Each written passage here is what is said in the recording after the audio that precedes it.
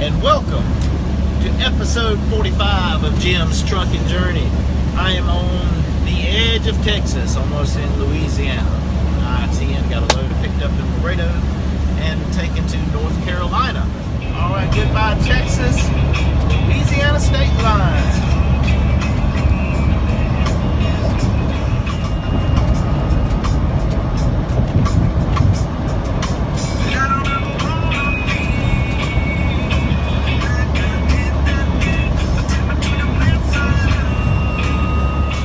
Chase and I used to karaoke this song together when we go to the Pizza Hut on Wednesday night. We rock. Just to be Chase's part. That's where I drew some blood. I cannot get enough. Boone and I are now approaching the Mississippi River. Sorry, this isn't the Mississippi. This is Lake Charles.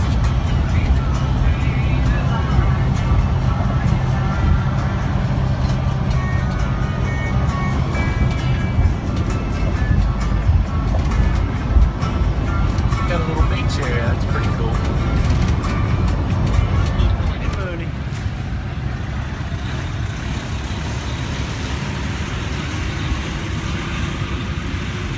Hey, everyone. Boone and I are stopped at a rest stop in Louisiana. There's an Arby's here, so I've got a coupon for a free small roast beef. I'm probably going to be getting a little more than a small roast beef.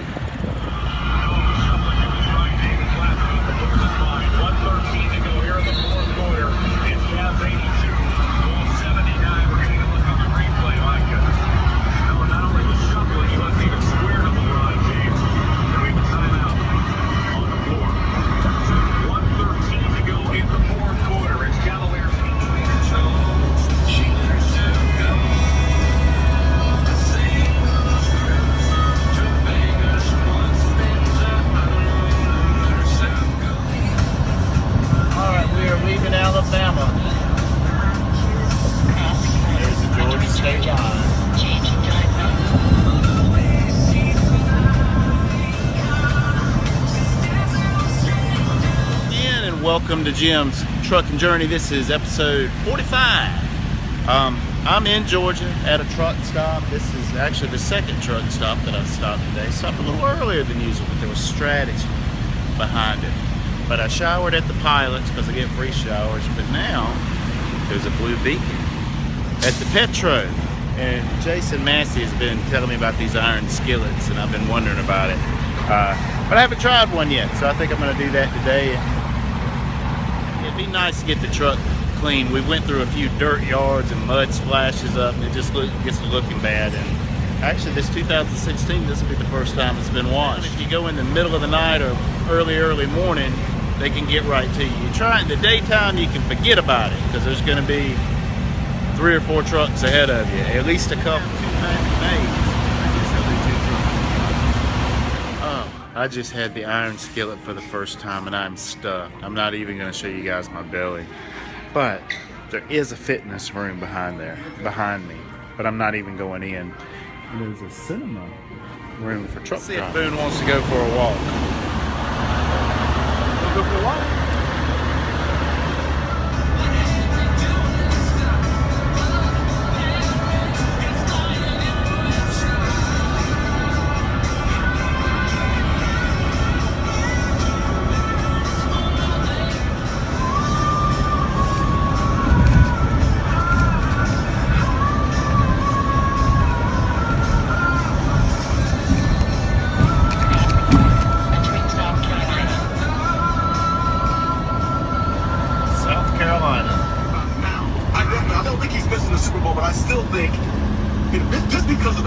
Organization as a whole. If there's anything to do with just, bending the rules and they get caught or whatnot, there's going to be a big story. And we're talking about the face of the NFL.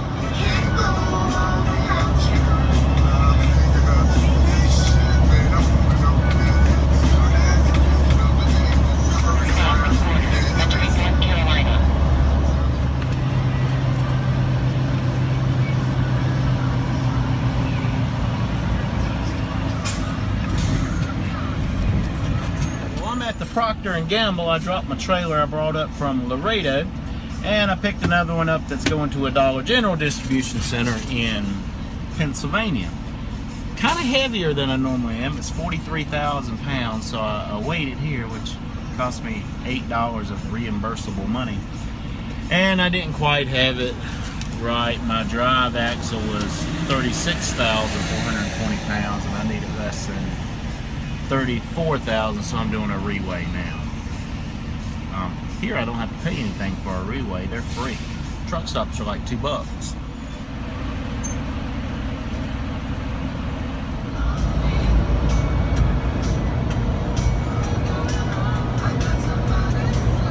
Welcome to Virginia.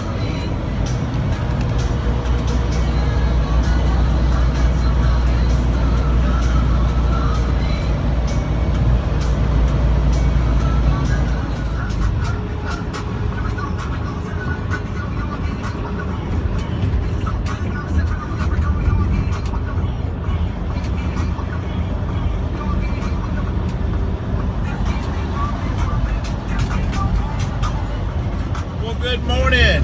It is Wednesday at precisely 2:35 in the morning. I've got 237 miles to my delivery. This will make it in for this week's paycheck, and according to my calculations, it should be a little over 3,000 miles for the week. And those are solo miles, people, so that's not horrible. I'm not breaking any records or anything, but that's pretty solid. But maintain my income goal solo, and I really need about 3,500 miles. So I don't know if I announced this already in this video. I tend to do a lot of editing to keep it around the 10-minute range or so.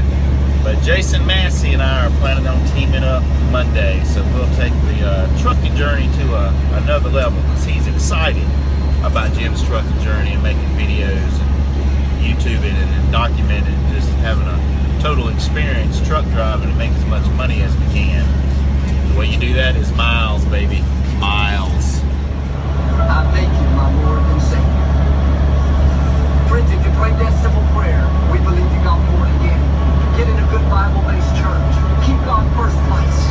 He's going to take you where you've never I'm tried. running a little behind now. I got a pretty heavy load, a little over 43,000 pounds, and I weighed it and moved and I was heavy on the drive, and I actually moved it the wrong way and made it worse, so I moved it all the way up and rolled on out, thought I'd be okay. Well, I came to a scale house and I was 1,000 pounds over on my drive, and I already had my tandems all the way up. So what do you do, right? Well, then I had to slide my fifth wheel. But I've never done that before, and man, that was a bitch. Ended up having to put blocks under my landing gear to take pressure off and wiggle the truck a couple of times to get those pins to pop out, but I slid them in the 3 and 4 hole, and while I went through the scale again, I got the green light, so I'm back on the highway. But I learned a little something today about sliding the fifth wheel. Stretch for me. And one day, not long after that, I got a call from our publisher. He said, "Joel, I got good news. Your book is going to be on the New York Times bestseller list this week." And of course, I was excited, thanking God. Another dream came true.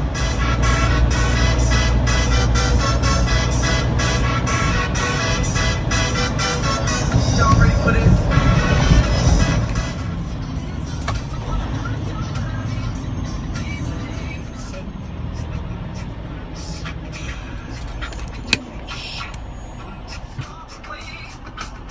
Oh, this seems to be turning into one of those days. Got an early start, guys. It was a little after 2 a.m. Well, I got up and took a shower to start the day and hit the road, making great time. You know, my little debacle at the scale house took about an hour, and then got my injured thumb that hurts right now. It like hurts to do anything with my right hand. And the Dollar General, I got a little twisted around getting it. It's new, and Google Maps it was on, but I don't really use Google Maps. I use the Apple Maps. It wasn't on there. It actually wasn't on my driver tech. My Rand McNally, it wasn't on there, and Rand McNally didn't even recognize the address, so I missed it, of course, and ended up going up a mountain because I get turned around until I reached the top, and there was a turnaround point. But I made it there, and I had 2 pre-assignments come in. And the first one was about 40 miles away, so I came on here, but I didn't investigate the appointment time, and it was 2:30. This was like 10:30 in the morning, so I had to go sit at a truck stop until now. Now I'm backed up here. I don't know if you guys can, yeah, you can't see back there, but it's still the green light. They hadn't even started loading, and to top it all off, I've got 1 hour and 9 minutes left on my 14-hour clock. So what that means, my ass got to be parked for the night 1 hour and 9 minutes from now. Actually, less than 1 hour and 9 minutes from now, which quite possibly could be right where I sit at the Dial warehouse. Probably best case scenario, there's a Walmart Supercenter about 5 miles down the road that I can make it to. I have no shot of making it to any truck stops if they started loading me right now. But in the morning, I'll get started again, and I'm going back to Delaware. Actually going to be going to Dover, Delaware to pick up my second load, which that's where I was going when I got my ticket. I guess it's been a week, 2 weeks ago now. So I'll be paying extra close attention to the proper lane of the toll booth to go through. So hopefully there won't be a cop behind me trying to pull me over this time that I don't see. This is getting close. I've got 29 minutes left. They've been loading me, but the light's still red. As soon as it turns green, I pull up, go back to the guard shack, get my paperwork, and close my doors. And it's going to take 9 minutes to get to the Walmart, which is 4.1 miles away, provided I don't hit any unnecessary traffic. And what happens when I'm already in the yellow. See the 29 minutes. What I don't want to do is go into the red.